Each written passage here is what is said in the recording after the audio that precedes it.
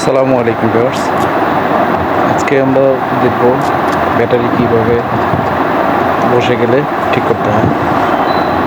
তো দেখছেন, এই যে ব্যাটারিটা আমাদের নষ্ট হয়ে গেছে, এই ব্যাটারিটা আমরা ঠিক করবো আজকে।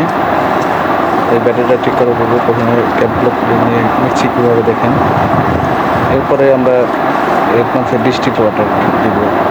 ব্যাটারি ডিস্টিল ওয়াটার বাজারে কিনতে পাবেন এবং ব্যাটারি দোকানে পাবেন।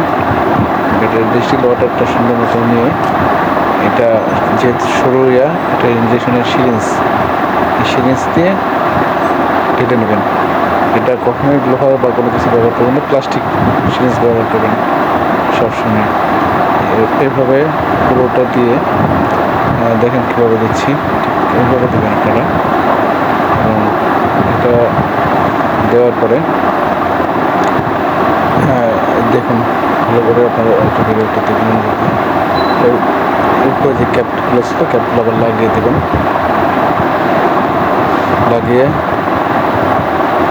তারপরে আপনার ঢাকনাটা সুপারগুলো আপনি নিয়ে এটাকে সুন্দর মতো আবার পজিশনে বসে রাখবেন।